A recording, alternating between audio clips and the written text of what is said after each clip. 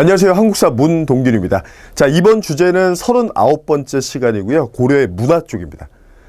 문화 관련돼서는 이런 걸 좀 주목해서 보자라고 얘기 드리고 싶은데, 한 나라를 봤을 때 이건 뭐 고려만 그런 게 아니라 조선도 그렇고 그 앞시기도 마찬가지예요. 항상 나라가 출발할 때 전반기 쪽에는요, 제도 쪽에 좀 집중을 해요. 왜냐면 형성돼가는 과정이잖아요. 그리고 어느 왕이 뭘 했냐를 되게 세부적으로 묻죠.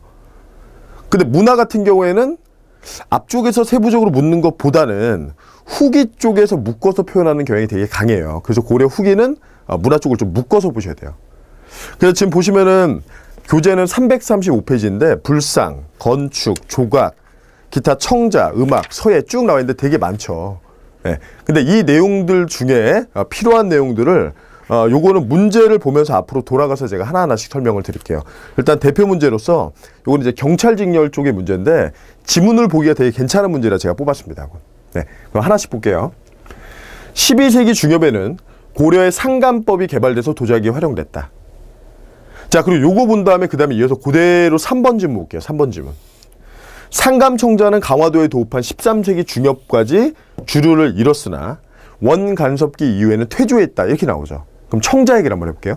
청자. 올해 청자 관련돼서 사료 하나, 마지막 7급 시험에 하나 출제가 됐는데, 자, 쭉 보면, 고려는 시기 구분하면은 호족, 문벌귀족, 그 다음에 무신, 그리고 권문세족, 신진사대부. 자, 그 중에 세 번째 시기가 뒤에 40년이 대몽항쟁기, 자, 그 다음에 원간섭기, 이렇게 들어가죠. 우리가 고려하면 청자, 고려하면 청자 하는데 그게 바로 귀족 문화의 산물이에요. 그러면 고려 청자를 언제 만들었느냐?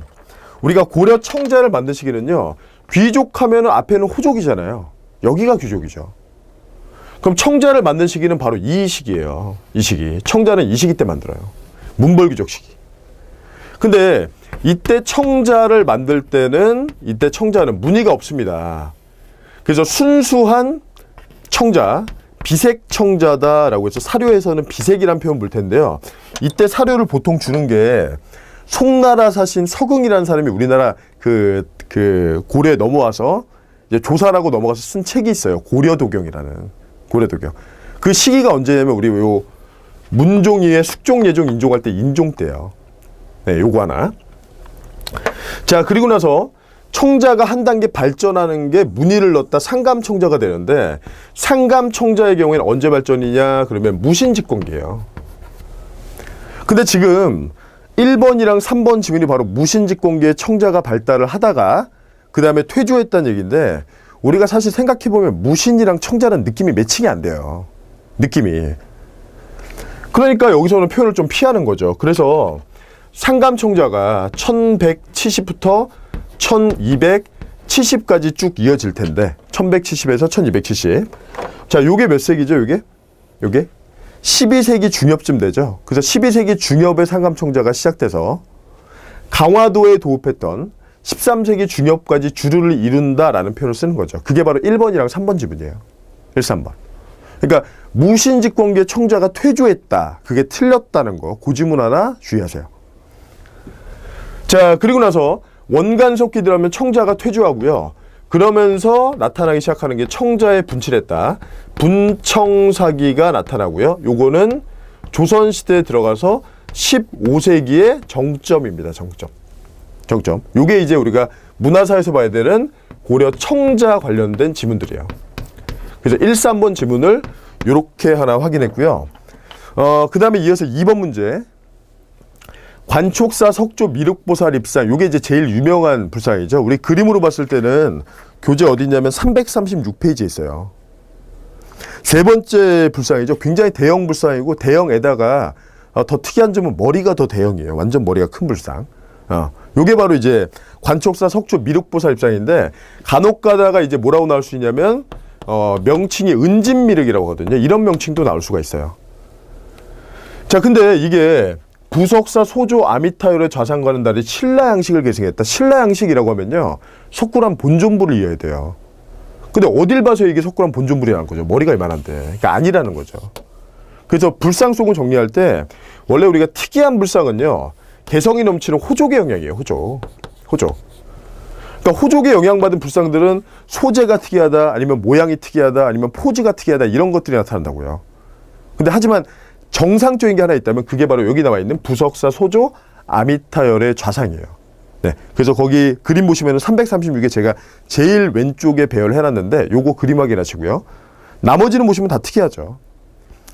광주 춘국리 철불, 그 다음에 관촉사 미륵보살, 그 밖에 뭐 안동 이천동 석불, 파주 용미리 석불, 운주 사화불, 전부 다 특이합니다. 전부 다.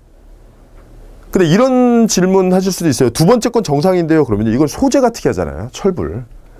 그리고 밑에 제가 명칭을 변경시켜서 써놨는데 지금 고등 8종 교과서 쪽에서는요.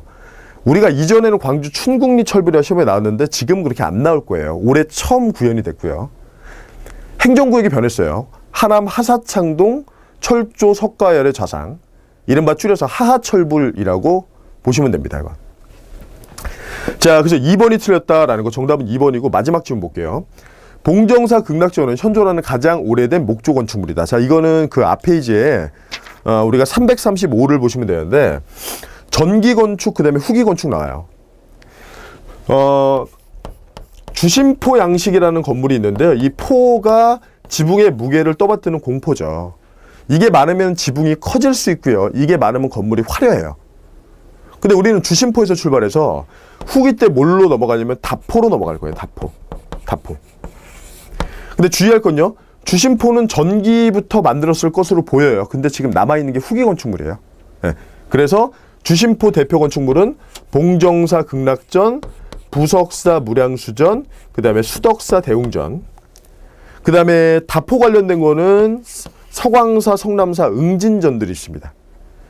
그리고 뒤에 나타나는, 우리 고려 후기에 나타나는 뭔가 화려한 것들은요, 거의 다 뭐의 영향이냐면 원의 영향이에요. 원의 영향. 그래서 원의 영향으로 대표적으로 보는 게 우리가 다포 양식, 그리고 탑 가운데 시험에 되게 잘 나오고 나오면 거의 정답으로 나오는 경천사지 10층 섭탑. 이건 물론 조선 세조 원각사지 10층으로 이어지고요. 이건 A급입니다. 이건. 네. 그래서 이런 것들을 묶어서 좀 보셔야 돼요. 네. 그래서 요거 말고 나머지 키워드들은 교재 보면서 좀 얘기 드리면요. 337페이지 쪽에 청자 받고, 그 다음에 서예 쪽에, 네, 요거는 우리가 정치사에도 확인했는데, 충선왕 만권당, 그때 조맹부 이재현이 교류했다. 그때 나오는 송설체라는 거. 자, 그 밖에 음악의 경우에는 뭐 향악, 비교 대상은 신진사대부의 경기체가가 있고요. 그리고 이제 음악, 그리고 비교 대상은 이제 아악이 있는데, 아악 같은 경우는 격전후풍망이다. 네, 이런 것도 이제 묶어서 기억하시면 됩니다. 네, 그 밖에 왼쪽 페이지 경천사 10층은 제가 써드렸죠. 경천사. 네, 요거는 나중에 조선 세조요. 세조. 뭘로 이어진다? 원각사지 10층 석탑으로 이어진다까지 기억하시면 되십니다. 자, 그래서 대표적인 문화 관련된 거 쭉 봤고요. 봉정사는 현존 최고, 그리고 주심포 양식, 그거까지 확인하시고 정답은 2번. 네, 요게 틀렸다는 거죠.